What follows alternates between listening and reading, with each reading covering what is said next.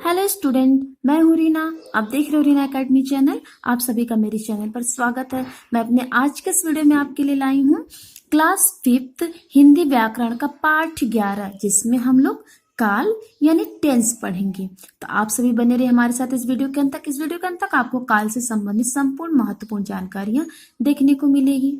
तो बच्चों, सबसे पहले हम इसमें ये देखिए, ये कुछ नेताजी सुभाष चंद्र बोस का जो फेमस नारा है वो यहाँ पे लिखा, इसको पढ़ेंगे और इनके बारे में कुछ जो पंक्तियां लिखेंगे इसको पढ़ के तब आगे हम इस पाठ को समझते हैं।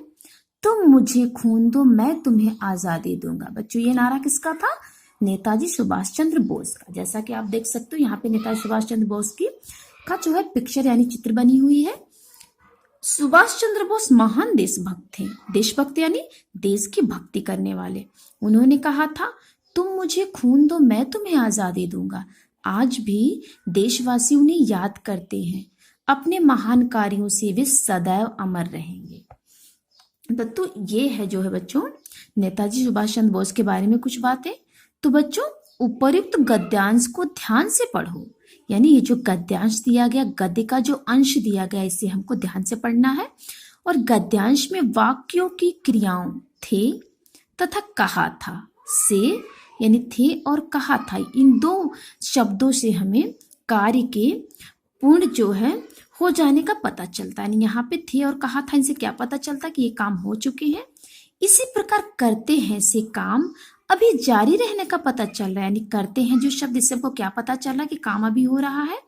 और दूंगा तथा रहेंगे से काम के भविष्य में होने का बोध हो रहा है। अर्थात हमें पता चल रहा है कि ये काम हमारे फ्यूचर में होने वाले हैं। अर्थात काम के होने का समय जो है काल कहलाता है। अर्थात बच्चों, कोई भी कार्य अगर हम करते हैं, वो कार्य जो हो रहा है, होने वाला है या फिर होता रहेगा, उसे ही समय या फिर हिंदी व्याकरण की लैंग्वेज में बोले तो, भाषा में बोले तो उसको हम काल कहते हैं।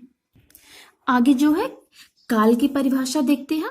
तो काल की परिभाषा है, क्रिया के जिस रूप से किसी काम के होने के समय का बोध होता है, मतलब पता चलता है या फिर ज्ञान होता है, तो उसे हम काल कहते हैं।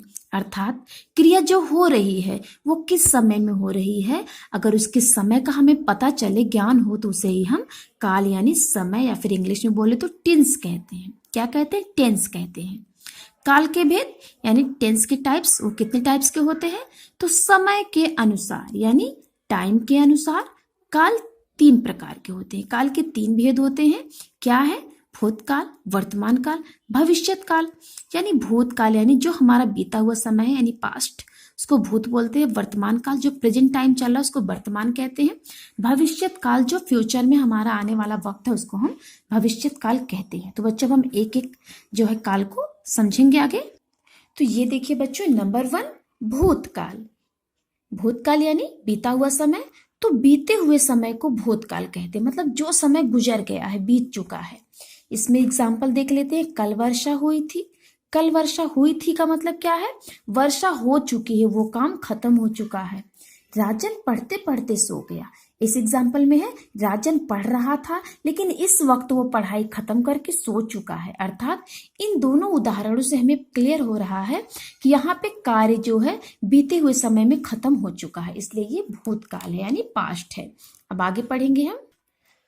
अब जो है क्रिया के जिस रूप से कार्य के बीते हुए समय में होने का बोध होता है उसे भूतकाल कहते हैं। बच्चों, ये भूतकाल की परिभाषा यानी डेफिनेशन है कि क्रिया का कोई भी कार्य जो बीते हुए समय में खत्म हो चुका है उसे हम भूतकाल कहते हैं। भूतकाल के अंत में यानी भूतकाल का अगर कोई भी वाक्य या सेंटेंस हमें मिलता है तो उसके अंत में प्रायः यानी सदाही हमें था, थी, थे, थी आदि जो है ये जो है शब्द हमको उसमें मिलेगा। दूसरा हम पढ़ेंगे वर्तमान काल। वर्तमान काल मतलब जो समय अभी चल रहा है, हमारा जो प्रेजेंट टाइम है उसे ही हम वर्तमान काल कहते हैं। इसमें 2 एग्जाम्पल है। माँ खाना पका रही है, राधा फूल तोड़ रही। तो बच्चों, इन दोनों एग्जाम्पल से हमको क्या पता चल रहा है? क्या पता चल रहा है कि ये खाना पकाने का काम माँ जो कर रहे भी ये हो रहा है, और राधा फूल तोड़ने का काम करे ये भी काम अभी प्रेजेंट में यानी इस समय ये हो रहा है। तो इसकी परिभाषा हम देखते हैं। क्रिया के जिस रूप से कार्य के वर्तमान समय यानी प्रेजेंट समय में, प्रेजेंट टाइम में होने का बोध होता है या हमें पता चलता है या फिर ज्ञान होता है तो उसे हम वर्तमान काल कहते हैं। और वर्तमान काल के अंत में यानी वर्तमान काल का कोई एग्जाम्पल हमें मिल जाए, वाक्य मिल जाए, सेंटेंस मिल जाए तो उसके अंत में प्रायः है, हैं, हो आदि ये शब्द जो है हमको मिलते हैं। जैसा कि हमने भूतकाल में पढ़ा था, उसमें क्या था अंत में, था, थी, थे, थी, तो ये बीते हुए समय के लिए, और जो काम अभी चल रहा हो रहा उसके उस वाक्य के अंत में है, हैं, हो ये शब्द आते हैं। अब आगे हम पढ़ेंगे बच्चों भविष्यत काल। तो आगे आने वाले समय को भविष्यत काल कहते हैं, मतलब फ्यूचर में जो टाइम अभी आने वाला है वो जो है भविष्यत काल कहलाता है। जैसे कल मेरे दादाजी आएंगे, तो यहाँ पे बच्चों इस उदाहरण से हमको क्या पता चल रहा है, ये पता चल रहा है कि दादाजी भी आने वाले हैं, आए नहीं हैं, ठीक है, इसलिए ये भविष्यत काल है यानी फ्यूचर है।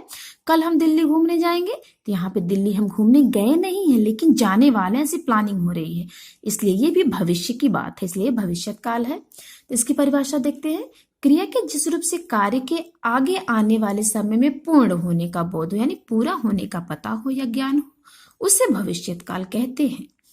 अब बच्चों देखते हैं भविष्यत काल के वाक्य के अंत में प्रायः गा, एगा, गी, एगी, गे, एंगे आदि शब्द आता है, मतलब जाएगा, जाएगी या जाएंगे ऐसे शब्द आते हैं, ठीक है बच्चों।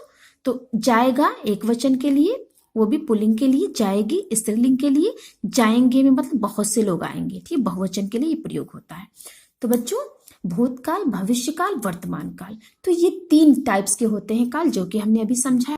तो उम्मीद है बच्चों कि आपको काल के बारे में बहुत ही अच्छे समझ में आ गया होगा।